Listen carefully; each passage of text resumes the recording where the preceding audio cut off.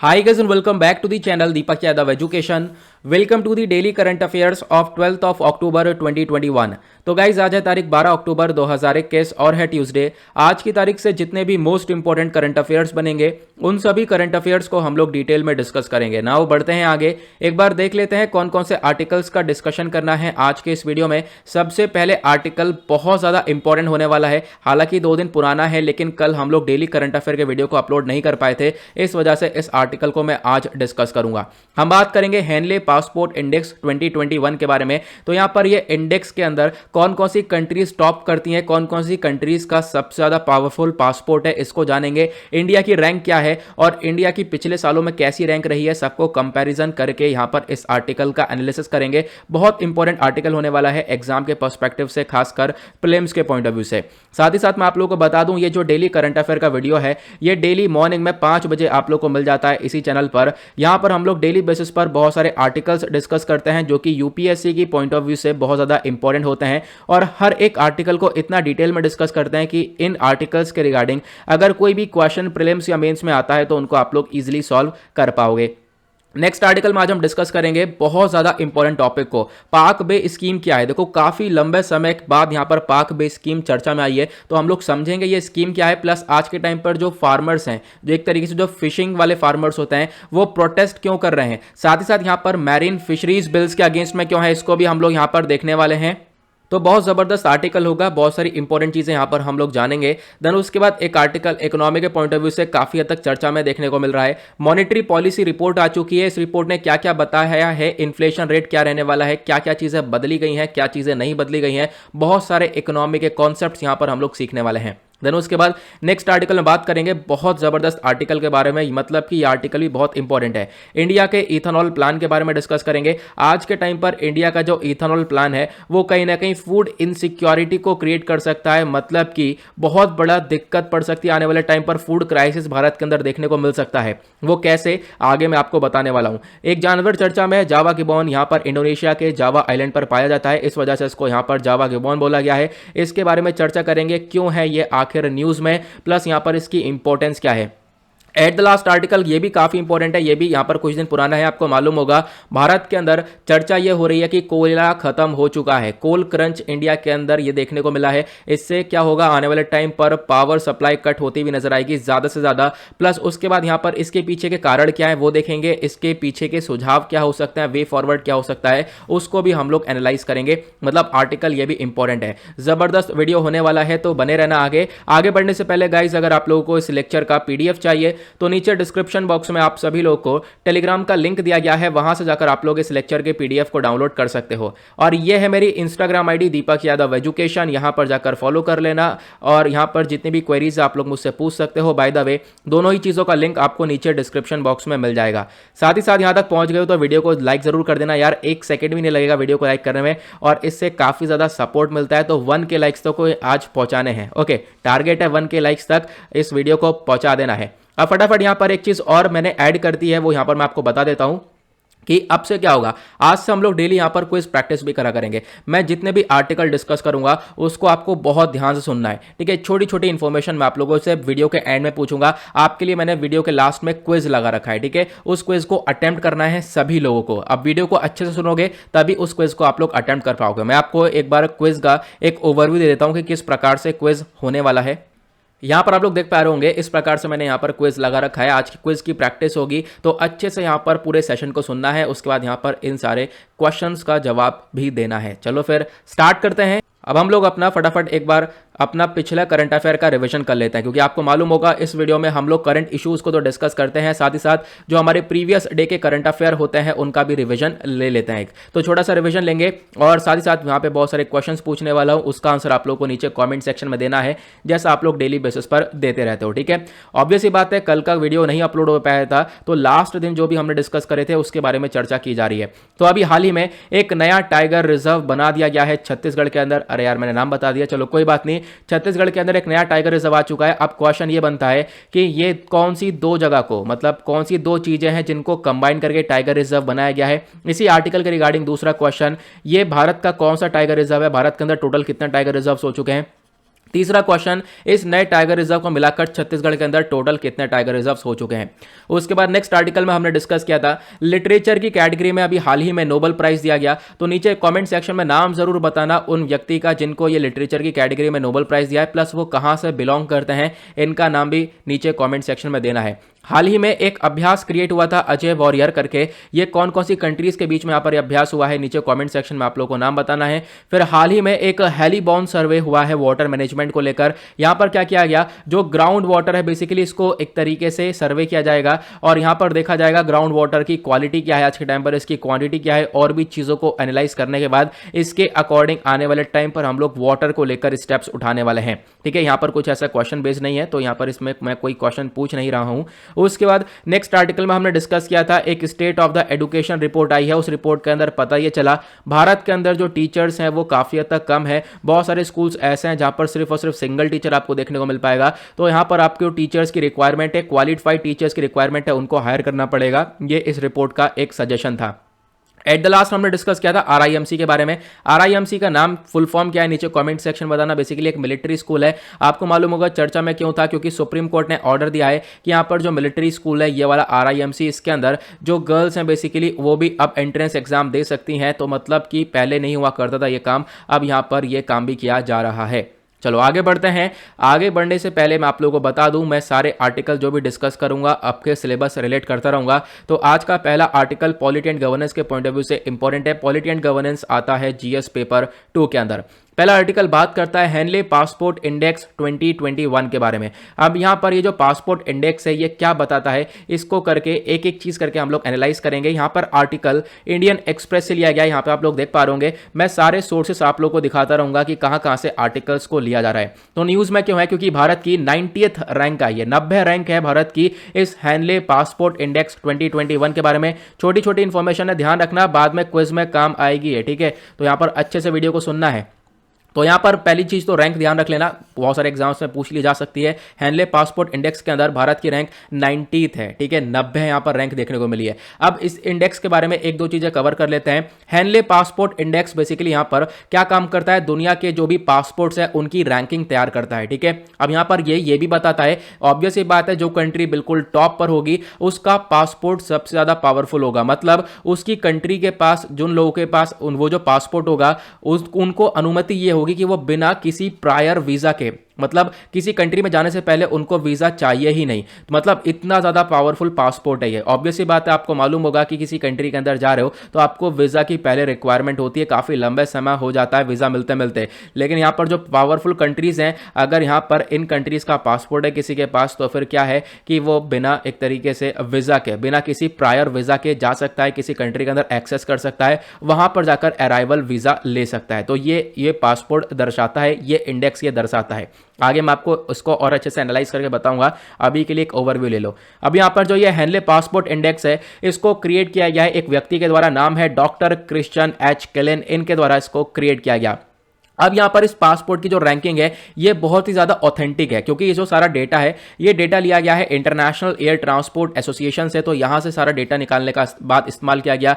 Plus यहाँ पर इस पासपोर्ट को लॉन्च किया गया था, इस इंडेक्स को, बेसिकली पासपोर्ट इंडेक्स को लॉन्च किया गया था साल 2006 में। ये भी आप लोगों को ध्यान रखना है। अब बात करते हैं रैंकिंग की। सबसे पहली चीज, बहुत इंपॉर्टेंट चीज, इस रैंकिंग के अंदर जापान और सिंगापुर आते हैं टॉप पर। जापान और सिंगापुर ने टॉप कर लिया है। इन कंट्रीज का जो पासपोर्ट है ये सबसे ज्यादा पावरफुल पासपोर्ट है। फिर जापान सिंगापुर के बाद कौन कौन सी कंट्रीज आती हैं, वो आती है South Korea and then Germany. आप कह सकते हो जापान और जो सिंगापुर है, ठीक है, इनके जो पासपोर्ट होल्डर्स होंगे, जिनके मतलब जिनके पास इन कंट्रीज के पासपोर्ट होंगे, वो उनको एक तरीके से इजाजत है, वो ट्रैवल कर सकते हैं 192 कंट्रीज के अंदर वीजा फ्री ट्रैवल। मतलब आप समझ सकते हो बिना वीजा के ट्रैवल कर सकते हैं इन कंट्रीज के अंदर, जाकर वहां पर अराइवल वीजा की एक डिमांड कर सकते हैं। तो यहां पर ये एक अपने आप में बहुत बड़ा अचीवमेंट देखने को मिलेगा। तो ये जापान सिंगापुर का पासपोर्ट सबसे ज्यादा पावरफुल पासपोर्ट देखने को मिलेगा साल 2021 के अंदर। उसके बाद यहाँ पर बताया गया जापान लगातार तीसरे साल में यहाँ पर एंटर कर चुका है पहली लिस्ट में, पहले टॉप पर आपको देखने को मिलेगा। जापान 3 साल से लगातार टॉप कर रहा है। और अगर हम बात करें कौन कौन सी कंट्रीज के जो वीज़ा हैं बिल्कुल नीचे की साइड आते हैं, ठीक है, जिनको अराइवल मिलेगा ही नहीं, तो वो अफगानिस्तान है, इराक, सीरिया, पाकिस्तान, येमेन, एक तरीके से सबसे ज़्यादा कम पावरफुल कंट्रीज ये देखने को मिलेंगी। इंडिया की बात करें तो इंडिया की रैंक काफ़ी अच्छी नहीं है। इंडिया की रैंक पहले के मुताबिक गिरी है, 90th पोजीशन आई है इंडिया की, जो कि अभी हमने डिस्कस किया था। और आपको मालूम होगा यहाँ पर इंडिया का जो मतलब एक तरीके से आप कह सकते हो जो इंडिया के पासपोर्ट होल्डर्स हैं वो लगभग ट्रैवल कर सकते हैं 58 कंट्रीज के अंदर, वीज़ा फ्री ट्रैवल कर सकते हैं। इसी वजह से इंडिया की रैंक 90th है। और इंडिया अपनी रैंक शेयर करता है कुछ कंट्रीज के साथ, जैसे कि ताजिकिस्तान, बुर्किना फासो। उसके बाद यहाँ पर आप देख पाओगे इंडिया की जो रैंक है वो लगातार एक तरीके से गिरती हुई आ रही है। पहले 2019 में 82 थी, फिर उसके बाद 2020 में 84 है, देन उसके बाद जनवरी 2021 में 85 देखने को मिली है। अब यहाँ पर गिरकर 90th रैंक पहुंच चुकी है। तो आप देख सकते हो ज्यादा कुछ खास रैंक यहाँ पर इंडिया की देखने को मिलेगी नहीं। ओके, आई होप आपको ये आर्टिकल अच्छे से क्लियर हो चुका है।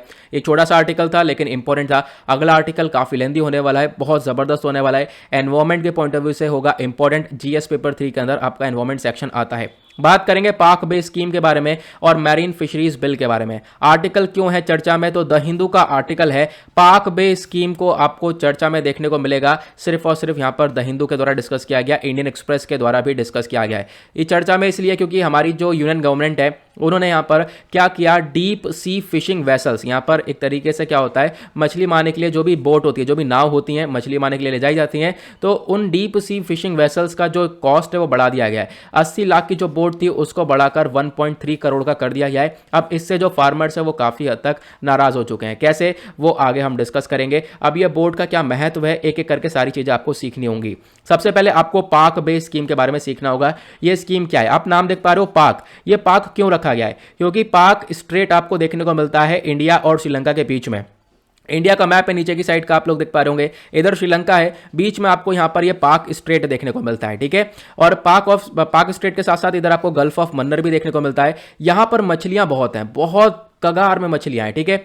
और यहां पर क्या होता है, जो तमिलनाडु से बहुत सारे लोग जो है मछुआरे यहां पर मछली मारने भी जाते हैं। और आपको मालूम होगा कभी कभी ना ये लोग इकोनॉमिक एक्सक्लूसिव जोन को क्रॉस कर जाते हैं, मतलब कि ऐसा जोन जो हमारी इंटरनेशनल जो वाटर बाउंड्री है उसको क्रॉस कर जाते हैं, श्रीलंका की बाउंड्री में घुस जाते हैं। और उसकी वजह से बहुत सारे डिस्प्यूट देखने को मिलते हैं। श्रीलंका के लोग यहाँ पर तमिलनाडु के लोगों को पकड़ के ले जाते हैं। इनफैक्ट यहाँ पर गोलियां भी चल जाती हैं, मार भी दिया जाता है बहुत सारे लोगों को। ऐसे केसेस पहले भी बहुत सारे देखने को मिले हैं, है ना।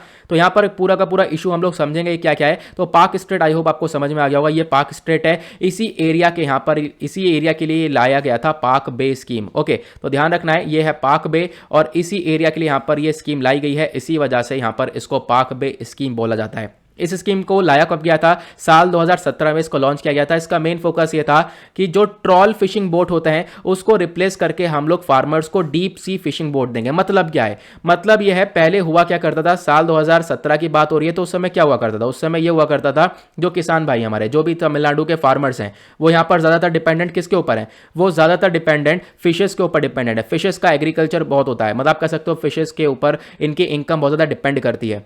तो जाते हैं यहाँ पर मछली मारने के लिए जाते हैं। अब मछली मारने के लिए जाते हैं तो आप कह सकते हो कि ये लोग पहले ट्रॉल फिश का इस्तेमाल करते हैं, ट्रॉल बोट का। ट्रॉल बोट क्या होती है मैं आपको दिखा देता हूँ पिक्चर में। इस प्रकार से यहाँ पर ट्रॉलिंग बोट देखने को मिलती है। ट्रॉलिंग बोट में एक ये बोट है, नीचे आपने यहाँ पर जाल बांध दिया है, जाल बांधने के बाद यहाँ पर पहिए लगे हुए हैं और इसको घसीटते हुए ले जाओ, जो भी आ गया इसके अंदर सब भर लो, ठीक है। कुछ इस प्रकार से आपको ये ट्रॉलिंग बोट देखने को मिलती है। ये बोट के पीछे यहाँ पर जाल बांधा और आपने नीचे की साइड यहाँ पर इसके सरफेस पर ये जाल चल रहा है, इसके नीचे पहिए लगे पड़े हैं और घसीटते हुए ले जाओ। सारा चीजें जो भी मछली या तो आ ही रही है, मछली के साथ साथ जितने भी जानवर जो भी चीजें हैं वो सब भर के ले आओ।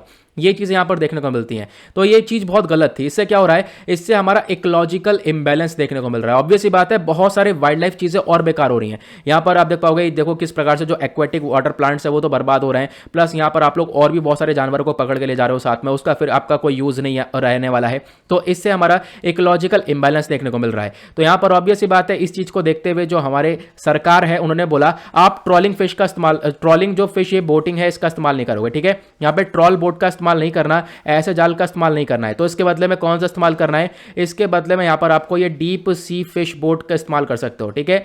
डीप फिशिंग बोट ये वाली आपको देखने को मिलेगी, एक जगह पर खड़ी करके आपने मछली मारी और उसके बाद यहां पर आप लोग यहां पर भर के लेकर जा सकते हो, ठीक है।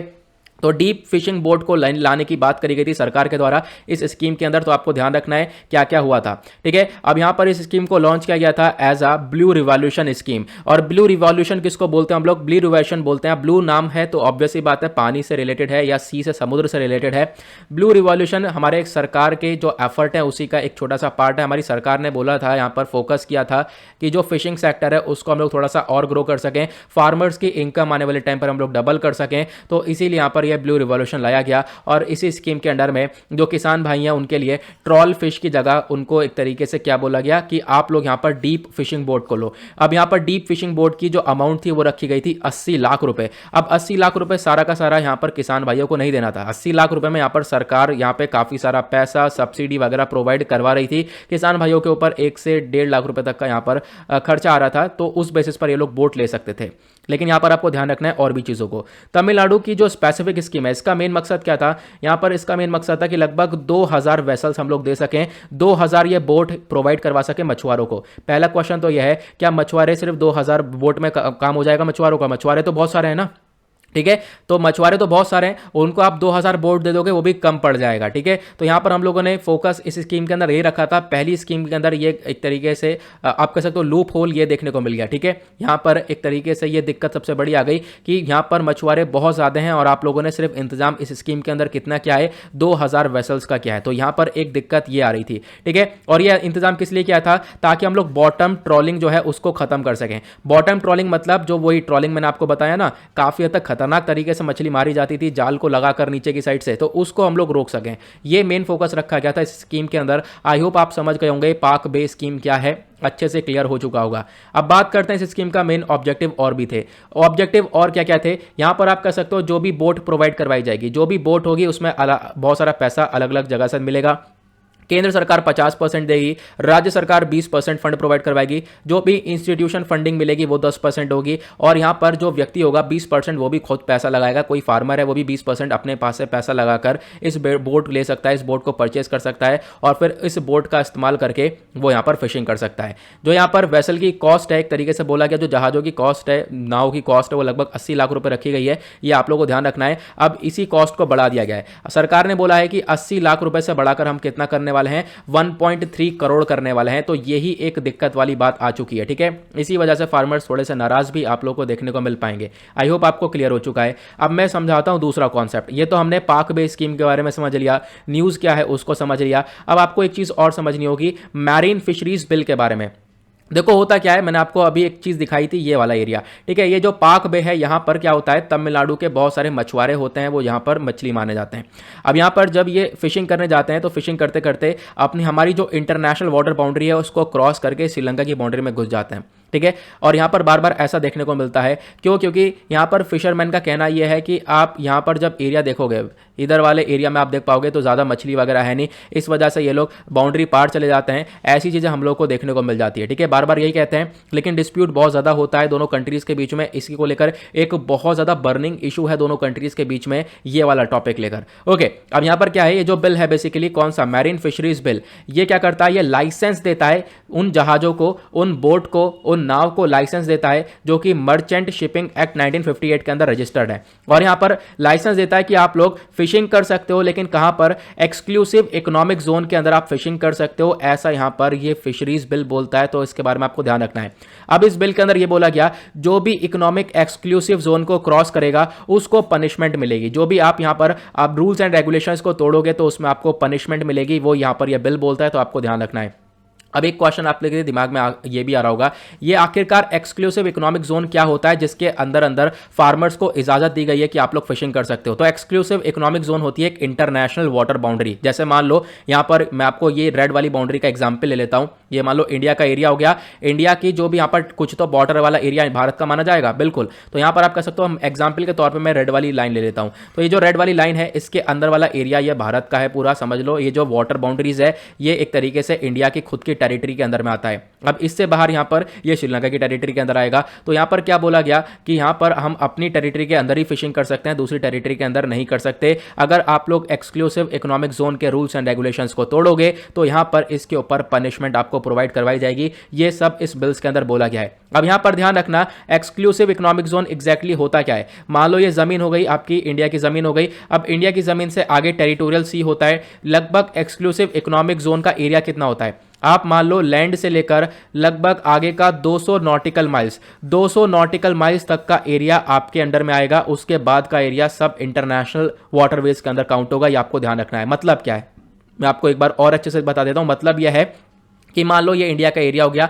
अब इंडिया का एरिया, इंडिया का पानी कितना माना जाएगा, यहां से आप चलना स्टार्ट करोगे तो 12 नॉटिकल माइल्स, कितना, 12 नॉटिकल माइल्स तक जो पानी होगा वो आपके एक्सक्लूसिव इकोनॉमिक जोन के अंडर में आएगा। यहां तक आप फिशिंग कर सकते हो, इसके बाद फिशिंग मत करना, ऐसा यहां पर इस बिल के अंदर बोला गया है। ओके, आई होप आपको क्लियर हो चुका होगा। एक्सक्लूसिव इकोनॉमिक जोन एक्सटेंड करता है कहां तक, 200 नॉटिकल माइल्स तक। ठीक है, 200 नॉटिकल माइल्स तक यहां पर ये एक्सटेंड करता है। तो इसके बारे में ध्यान रखना, मैंने 12 बोल दिया, सॉरी, 200 नॉटिकल माइल्स तक एक्सपेंड करता है। ठीक है, यहां मैंने आपको बताया था। तो इसके बाद का जो एरिया होगा वो सब इंटरनेशनल वाटर के अंदर काउंट होगा। ये आप लोग को ध्यान रखना है। ओके, आई होप आपको क्लियर हो चुका होगा बहुत अच्छे से। आगे बढ़ते हैं नेक्स्ट आर्टिकल की तरफ। अगला आर्टिकल इकोनॉमी के पॉइंट ऑफ व्यू से इंपॉर्टेंट है। इकोनॉमी आता है जीएस पेपर 3 के अंदर। मॉनेटरी पॉलिसी रिपोर्ट लाई गई है आरबीआई के द्वारा। अब इस पॉलिसी रिपोर्ट के अंदर क्या क्या बोला गया है ध्यान रखना। देखो, ये जो मॉनेटरी पॉलिसी रिपोर्ट है ये साल में 4 बार आती है, 4 बार अलग अलग प्रकार का डिस्कशन होता है। इंडियन एक्सप्रेस का आर्टिकल है, यहां पर आप लोग देख पाओगे, सब कुछ यहां पे डिस्कस करेंगे। तो हुआ क्या है, जो रिजर्व बैंक ऑफ इंडिया है इन्होंने मॉनेटरी पॉलिसी रिपोर्ट अक्टूबर के महीने की जारी कर दी, अक्टूबर महीने 2021 की, और बताया कि क्या क्या चीज़ों के अंदर बदलाव होगा। देखो होता क्या है, जो मॉनेटरी पॉलिसी बेसिकली है, ये रिपोर्ट कौन तैयार करता है, ये तैयार करी जाती है मॉनेटरी पॉलिसी कमेटी के द्वारा। एक कमेटी बनी हुई होती है, इसके अंदर 6 मेंबर्स होते हैं। एक तो हमारे जो एक तरीके से गवर्नर होते हैं आरबीआई के, वो तो होंगे ही, साथ ही साथ 5 मेंबर्स और भी होते हैं। ये सब मिलकर डिस्कस करते हैं कि आने वाले टाइम पर महंगाई कैसे होनी है, महंगाई का रेट क्या होना है, ठीक है, बैंकिंग का क्या रेट होना है। तो जो भी रेट होता है उसको लेकर डिस्कशन करता है कौन, मॉनेटरी पॉलिसी कमेटी। आपका जो बैंकिंग रेट है, महंगाई का जो रेट है, वो सब आरबीआई ही डिस्कस करता है। तो यहां पर इसको डिस्कस किया गया और हर बार डिस्कस किया जाता है, साल में 4 बार ये रिपोर्ट आती है।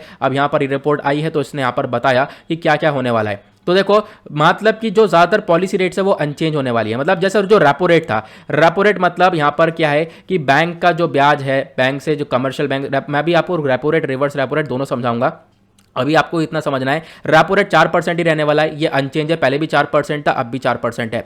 रिवर्स रेपो रेट 3.35% होने वाला है, ये भी ध्यान रखना, रेपो रेट से जो रिवर्स रेपो रेट है कम ही रहता है। उसके बाद मार्जिनल स्टैंडिंग फैसिलिटी यहाँ पर 4.25% होने वाली है। क्या होती है आगे मैं आपको बताऊंगा। बैंक रेट 4.25% रहने वाला है, मतलब ये सब कुछ अनचेंज कर दिया गया है। इतना रेट पहले था, इसके अंदर कोई बदलाव नहीं हुआ है, यही सब कुछ रहने वाला है। अब बात करते हैं जीडीपी की। तो एक प्रोजेक्शन किया गया, आने वाले टाइम पर भारत की जीडीपी ग्रो होगी 9.5% से, ये भी इसके अंदर एक प्रोजेक्शन किया गया है। बात करते हैं इन्फ्लेशन की, महंगाई की। तो महंगाई को यहां पर पहले 5.7% था अगस्त के महीने में, अक्टूबर के महीने में इसको कम करके 5.3% किया गया है। मतलब महंगाई का रेट थोड़ा सा कम कर दिया गया है। इतनी महंगाई होनी चाहिए, ये आप लोग देख पाओगे। ठीक है, मॉनेटरी पॉलिसी मैंने आपको बताया, मॉनेटरी पॉलिसी रिपोर्ट तैयार की जाती है मॉनेटरी पॉलिसी कमेटी के द्वारा। तो इस रिपोर्ट को कौन पब्लिश करता है, इस रिपोर्ट को पब्लिश करता है मॉनेटरी पॉलिसी कमेटी, आरबीआई की कमेटी है ये। और यहां पर ये एक स्टैट्यूटरी फ्रेमवर्क है जो कि आरबीआई एक्ट 1934 के अंडर में आती है। इनका काम होता है प्राइस को मेंटेन करके रखना, प्राइस की स्टेबिलिटी को मेंटेन करके रखना। हमारे देश में हमें इन्फ्लेशन रेट, महंगाई क्या होनी है उसको मेंटेन करके रखना। और आपको मालूम होगा इन्फ्लेशन रेट जो है हमारे कंट्री के अंदर 4+-2 करके यहाँ पर ये इन्फ्लेशन रेट चलता है। आपको इसके बारे में पता होगा। देखो 4+-2 का मतलब क्या है, 4+-2 मतलब यह है कि जो महंगाई है वो ज़्यादा से ज़्यादा 6% तक हो सकती है, और मतलब कम से कम 2% तक हो सकती है, इससे कम नहीं और 6% से ज़्यादा नहीं। इसके बीच में आप लोग यहाँ पर इन्फ्लेशन को मेंटेन करके चल सकते हो। ये होता है यहां पर 4+-2 का कॉन्सेप्ट। ये मैं आप लोगों को काफी बार जो है हमारा द हिंदू का डिस्कशन है उसमें समझा चुका हूं। ठीक है, अब बात करते हैं कुछ की टर्म्स की। की टर्म्स यहां पर क्या बात करती हैं, हमने अभी देखा रिवर्स रेपो रेट के बारे में, रेपो रेट के बारे में, बैंक रेपो रेट के बारे में, इन सब का अमाउंट जो है अनचेंज रखा गया। तो ये होता क्या है आखिर, इसको हम लोग थोड़ा सा समझेंगे, एक इंपॉर्टेंट चीज बन जाएगा ये। तो रेपो रेट क्या होता है, बेसिकली रेपो रेट होता है the interest rate at which RBI lends money to banks. ठीक है, रिवर्स रेपो रेट क्या होता है, the interest rate at which RBI borrows money from bank. मतलब क्या होता है, यहां पर आप कह सकते हो कि जब रिजर्व बैंक ऑफ इंडिया कौन सा हमारा है, सेंट्रल बैंक है। बाकी सारे जो बैंक है वो कौन से, वो हमारे कमर्शियल बैंक, चाहे वो एसबीआई, एचडीएफसी, जितने बैंक हो गए वो सब कौन से हैं, कमर्शियल बैंक हैं। ध्यान रखना, रेपो रेट क्या होता है, interest rate at which the RBI lends money to banks. मान लो यहां पर जो आरबीआई है वो कुछ पैसा दे रहा है, किसको, आरबीआई पैसा दे रहा है कमर्शियल बैंक को। फॉर एग्जांपल मैं फिर से बोल रहा हूं, आरबीआई पैसा दे रहा है कमर्शियल बैंक को, कमर्शियल बैंक में एसबीआई, एचडीएफसी, जो सारे बैंक है वो आ जाएंगे। जब पैसा देगा, जिस इंटरेस्ट रेट पे वो पैसा देगा उस इंटरेस्ट रेट को बोलते हैं रेपो रेट। ओके, लेकिन जब इसका उल्टा कर दोगे आप, जब मतलब आरबीआई बोरो करेगा मनी फ्रॉम बैंक्स, मतलब आरबीआई जब पैसा लेगा कमर्शियल बैंक से, और ऑब्वियस बात है इंटरेस्ट रेट पे लेगा, इसका बदले में ब्याज देगा, है ना। जब वो उस रेट पर यहां पर जब आरबीआई पैसा लेगा तो उसको बोलते हैं रिवर्स रेपो रेट। ध्यान सुनना, आरबीआई जब पैसा देगा तो उसको रेपो रेट बोलते हैं, जब लेगा कमर्शियल बैंक से किस रेट पर, उसको हम लोग रिवर्स रेपो रेट बोलते हैं, क्योंकि मामला उल्टा हो चुका है। तो ये ध्यान रखना, ये अलग अलग रेट होते हैं, अलग अलग लोन्स लिए जाते हैं और अलग अलग रेट का चेंज के अंदर, इस रेट के अंदर चेंज देखने को मिलता है, लेकिन अब की बार कोई चेंज हुआ नहीं है। इन्हीं रेट को यहां पर आप देख पाओगे, रेपो रेट 4% रखा गया कि 4% इंटरेस्ट देगा, ठीक है। रिवर्स रेपो रेट में 3.35% इंटरेस्ट रहेगा। तो ये इतना इंटरेस्ट रखा गया है। आई होप आपको अब एक एक करके चीजें क्लियर हो चुकी हैं। बैंक रेट की बात करें तो ये भी एक रेट है जो कि आरबीआई चार्ज करता है, आपको ध्यान रखना है, ठीक है। आरबीआई चार्ज करता है, जब आरबीआई यहां पर पैसा देता है कमर्शियल बैंक को तो उसके बदले में कुछ रेट लेता है, वो बैंक रेट है, वो भी आपकी बार अनचेंज किया गया। और मार्जिनल स्टैंडिंग फैसिलिटी क्या होती है, मार्जिनल स्टैंडिंग फैसिलिटी अपने आप में एक बहुत इंपॉर्टेंट पॉइंट है। यहां पर क्या होता है, एक तरीके से एक विंडो है, यहां पर क्या होता है, बैंक्स जो है वो बोरो कर सकते हैं आरबीआई से पैसा, इमरजेंसी सिचुएशन में आप बोरो कर सकते हो, ठीक है। जब आपके पास कोई पैसा नहीं है, आपका जो स्टैट्यूटरी लिक्विडिटी रेशियो है, जो आपके पास अमाउंट था वो खत्म हो चुका है, तो आप यहां पर आरबीआई से पैसा ले सकते हो, ठीक है। मार्जिनल स्टैंडिंग फैसिलिटी को थोड़ा सा हम लोग ज्यादा रखते हैं, तो आप देख पाओगे जो ये एमएसएफ है इसको थोड़ा सा 4.25% रखा गया है, ठीक है। तो आप लोग ध्यान रखना है, ये रेट क्या है, सारे टर्म्स आपको क्लियर हो जाने चाहिए। आगे बढ़ते हैं अगले आर्टिकल की तरफ। अगला आर्टिकल एनवायरमेंट के पॉइंट ऑफ व्यू से इंपॉर्टेंट है। एनवायरमेंट आता है जीएस पेपर 3 के अंदर। इस आर्टिकल में बात हो रही है भारत के अंदर जो इथेनॉल प्लान है, इसकी वजह से भारत में फूड इनसिक्योरिटी क्रिएट हो सकती है, इसको हम लोग थोड़ा सा एनालाइज करेंगे। आर्टिकल इंडियन एक्सप्रेस का है, one of the most important source है हमारे करंट अफेयर का। तो भारत का जो प्लान है वो आज के टाइम पर यह है कि हम लोग फॉसिल फ्यूल को कम से कम इस्तेमाल करें। फॉसिल फ्यूल जो आज के टाइम पर पोल्यूशन करता है, इसको हम कम से कम इस्तेमाल करें, इथेनॉल का प्रोडक्शन बढ़ा दें और इथेनॉल को हम लोग अपने पेट्रोल में इस्तेमाल करें, पेट्रोल में मिलाकर इथेनॉल को यूज करेंगे और इससे भारत करोड़ों रुपए बचा सकता है। कैसे बचाएगा वो आगे मैं आपको समझाऊंगा। सबसे पहली बात आपको समझना होगा इथेनॉल क्या है। इथेनॉल एक एग्रो बेस्ड प्रोडक्ट है। यहां पर आप इथेनॉल को बना सकते हो गन्ने से, ठीक है, चावल से भी बना सकते हो, शुगर से, चीनी से यहां पर बना सकते हो इस इथेनॉल को। तो इसके बारे में ध्यान रखना है। एक बायोफ्यूल है इथेनॉल, इससे यहाँ पर पोल्यूशन वगैरह नहीं होता है। तो यहाँ पर इथेनॉल का हमने यूज़ किया है। देखो इथेनॉल का किस लिए इस्तेमाल किया जा रहा है, आप जब पेट्रोल लोगे, मान लो यहाँ पर आप पेट्रोल ले रहे हो, ठीक है, पेट्रोल के अंदर आप लोग यहाँ पर मान लो 100% पेट्रोल है, 100% से में से क्या हो रहा है, मान लो 80% आपने पेट्रोल लिया प्लस यहाँ पर 20% अगर आप इथेनॉल मिला देते हो तो भी काम चल जाएगा, तो भी गाड़ी बिंदास भागेगी, ठीक है। तो हम लोग इसका इस्तेमाल कर सकते हैं। तो भारत क्या कर रहा है, भारत इस समय यही कर रहा है। भारत ने अपना ब्लेंडिंग टारगेट रख रखा है कि हम पहले टारगेट ये था कि हम साल 2030 तक हम लोग 20% इथेनॉल पेट्रोल के अंदर मिलाएंगे। 80% पेट्रोल तो हम लोग दुनिया से खरीद लेंगे, उसमें 20% इथेनॉल मिला देंगे। जो 20% का पैसा है वो हमारा बच जाएगा, करोड़ों रुपए हम लोग बचा लेंगे। ये इंडिया का फोकस रहा था। लेकिन हुआ क्या कि साल 2030 तक का टारगेट रख रखा था भारत ने, इस टारगेट को पीछे खींच दिया है। इस टारगेट को 2025 तक कर दिया है कि अब हम लोग 2025 तक 20% इथेनॉल ब्लेंडिंग करेंगे। अब इसके लिए भारत सरकार ने स्टेप उठाया। भारत सरकार ने इसके लिए स्टेप क्या उठाया है वो यहां पर आप लोगों को देखना है। इसके लिए यहां पर स्टेप, एक सेकंड में आपको दिखा देता हूं क्या यहां पर बोला गया है। एक सेकंड, यहां पर एक चीज मेंशन कर दूं। तो यहां पर आप न्यूज़ पे देख पा रहे होंगे, भारत सरकार ने स्टेप ये उठाया कि आप इथेनॉल को प्रोड्यूस कर सकते हो राइस से, चावल से आप प्रोड्यूस कर सकते हो तो बिल्कुल करो उससे, या फिर मक्के से प्रोड्यूस कर सकते हो, या फिर चीनी से प्रोड्यूस कर सकते हो तो आप प्रोड्यूस करो, ठीक है। अब यहाँ पर भारत सरकार ने क्या बोला कि हम लोग 2025 जो हमारा टारगेट 2030 तक का था, अब उस टारगेट को हम लोग 2025 तक रखेंगे। और अगर आप लोग यहाँ पर राइस, कॉर्न, शुगर से इथेनॉल का प्रोडक्शन कर सकते हो तो करो। अब यहाँ पर आप समझ रहे होंगे कि क्या दिक्कत आ रही है। बिल्कुल दिक्कत यही आ रही है कि अगर हम लोग राइस कॉर्न शुगर से इथेनॉल प्रोड्यूस करने लगे, फार्मर्स को इनकम यहाँ पर ज़्यादा मिलने लगी इस बेसिस पर, तो क्या होगा, इसकी कमी पड़ जाएगी देश के अंदर। यहाँ पर सिर्फ और सिर्फ इथेनॉल का प्रोडक्शन होता हुआ नजर आएगा। ये हम लोग को क्राइसिस, फूड क्राइसिस देखने को मिल सकता है। ये यहाँ पर इस पॉइंट को पकड़ा जा रहा है। इथेनॉल का प्रोडक्शन कैसे होता है, मक्के से कर सकते हो आप, ठीक है, कॉर्न से कर सकते हो। तो यहाँ पर उसकी मिलिंग करो पहले, फिर उसके बाद यहाँ पर उसका फिल्ट्रेशन करो, छानने के बाद उसको डिस्टिल करो, फिर उसको आप लोग यूज़ कर सकते हो, और उसके बाद आप उसको पेट्रोल में ब्लेंड कर सकते हो, पेट्रोल में मिला सकते हो। तो ये चीज़ देखने को मिलती है, ठीक है। तो इथेनॉल अपने आप में एक बायोफ्यूल है, मैंने आपको बता दिया था। इथेनॉल के बारे में चर्चा हुई थी साल 2018 में। साल 2018 में यहाँ पर चर्चा करी गई थी जब नेशनल पॉलिसी ऑन बायोफ्यूल्स लाया गया था कि हम लोग इथेनॉल का प्रोडक्शन करेंगे। और अब आज के टाइम पर यहाँ पर इतना ज़्यादा प्रोडक्शन पे आ गए हम लोग कि हम लोग यहाँ पर खाने पीने की जो चीज़ें हैं, जो राइस है बेसिकली या कॉर्न है, तो इन चीज़ों का इस्तेमाल करके अभी इथेनॉल का प्रोडक्शन करने की अप्रूवल मिल चुका है भारत के अंदर। इससे क्या होगा, इससे रिस्क ऑफ हंगर बढ़ेगा, जिससे दिक्कत यह है कि भूखमरी बहुत ज़्यादा बढ़ती हुई नजर आएगी। क्योंकि हो सकता है आने वाले टाइम पर क्या होगा, ये जो चावल वगैरह इनके दाम काफ़ी हद तक बढ़ जाएं, प्लस यहाँ पर इनके क्राइसिस ही क्रिएट हो जाए, ठीक है। और इंडिया की अगर आप रैंक देखोगे तो इंडिया की जो रैंक ग्लोबल हंगर इंडेक्स 2020 है, उसके अंदर 94th रैंक है। मतलब 107 कंट्रीज में से ऑलरेडी इंडिया 94th पर आता है। इंडिया की रैंक ऑलरेडी बहुत बुरी है ग्लोबल हंगर इंडेक्स के अंदर, भुखमरी बहुत ज़्यादा देखने को मिलती है। इनफैक्ट यहाँ पर जो फूड एंड एग्रीकल्चर ऑर्गेनाइजेशन है, इसने तो ये बताया कि भारत के अंदर 209 मिलियन इंडियंस आज के टाइम पर भूखे हैं। इतने लोग यहाँ पर भूखे आपको देखने को मिलेंगे। हमारे कंट्री की पॉपुलेशन का 15% की जो पॉपुलेशन है, जनसंख्या, वो भूखी रह रही है।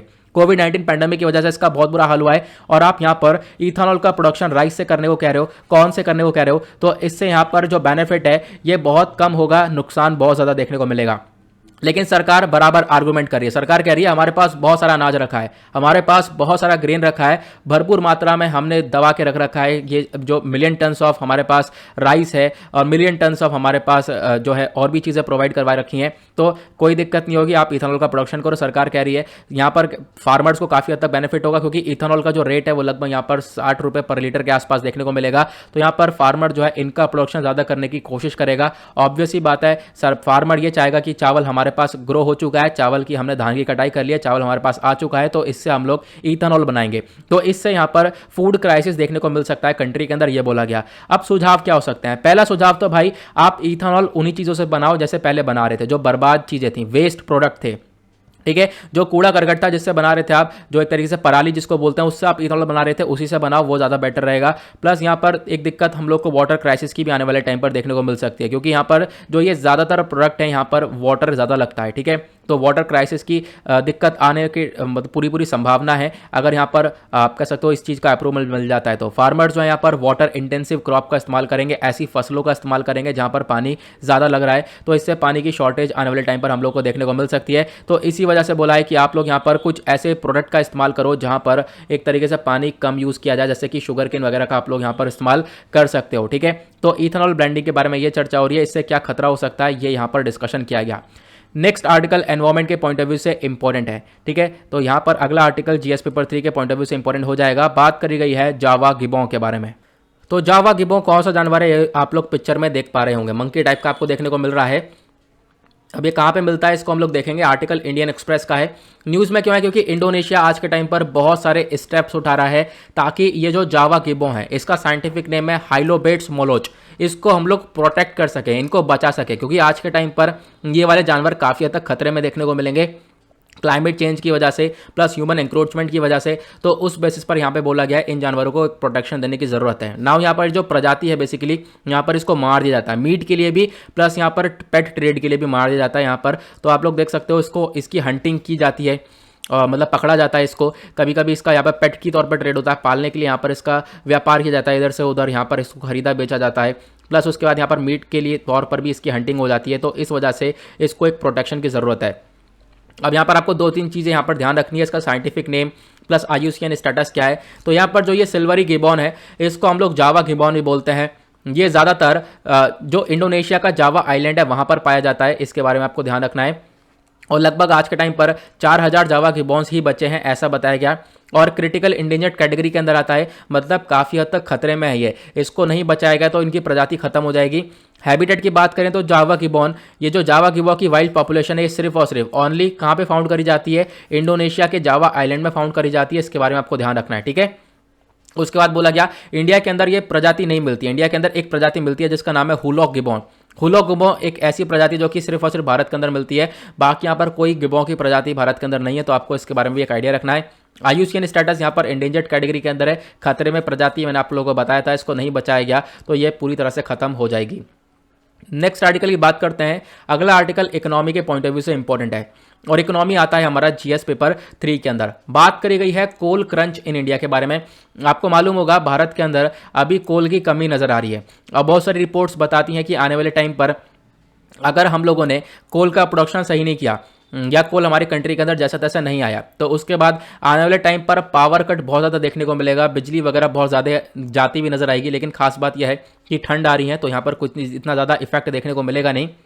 द हिंदू का आर्टिकल आप देख पाओगे, बहुत सारी रिपोर्ट्स यहाँ पर बहुत सारी रिपोर्ट्स ये बता रही थी कि जो कोल स्टॉक है वो हमारे पास लगभग 4 दिन का बचा है, उसके बाद हमारे पास कोयला खत्म हो जाएगा।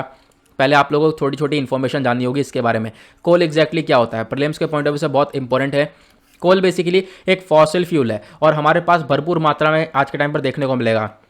और कोल की मदद से क्या होता है, आज के टाइम पर हम इलेक्ट्रिसिटी जनरेट करते हैं, ठीक है। Electricity from coal is called thermal power, यहाँ पर इसको बोला जाता है। इलेक्ट्रिसिटी जनरेट करी जाती है कोल से और कोल को बोला जाता है बरीड सनशाइन, क्योंकि दफनाया हुआ रहता है बहुत सालों पहले, मिलियन ऑफ ईयर्स। अगर यहाँ पे बोला जाता है कोल यहाँ पर एक ऐसी चीज़ है जो कि आज के टाइम पर हम लोग को मिल रही है, लेकिन पहले यहाँ पर बहुत सारी जो उल्टी सीधी चीज़ें जो कि ये एक तरीके से दबी पड़ी थी, मिलियन ऑफ ईयर्स एगो यहाँ पर दबी पड़ी थी। बड़े बड़े यहाँ पर एक तरीके से फर्न्स वगैरह दबे पड़े थे, तो इसकी वजह से यहाँ पर हम लोग को कोल मिल रहा है, ठीक है। तो आपको ध्यान रखना है कोल क्या है, एक बरीड सनशाइन है जो कि दफनी भी मिलती है हम लोग को, उसकी खुदाई करके माइनिंग करके हम लोग यहाँ पर कोल निकालते हैं।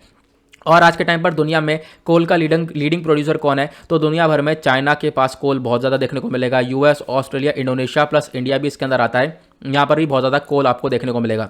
कोल प्रोड्यूसिंग एरियाज भारत के अंदर कौन कौन से हैं, भारत के अंदर कहाँ कहाँ पर कोल सबसे ज़्यादा देखने को मिलता है, तो वो है रानीगंज, झारिया, धनबाद, बोकारो, जो कि यहाँ पर झारखंड के अंदर है। तो ये बहुत सारे एरियाज है जहाँ पर कोल का प्रोडक्शन बहुत ज़्यादा होता है, ये आपको ध्यान रखना है भारत के अंदर। प्लस उसके बाद कोल आपको 4 प्रकार के देखने को मिलते हैं, एक होता है एंथ्रेसाइट, एक होता है बिटुमिनस, एक होता है सब बिटुमिनस और एक होता है लिग्नाइट, ठीक है, यहाँ पर इग्नाइट।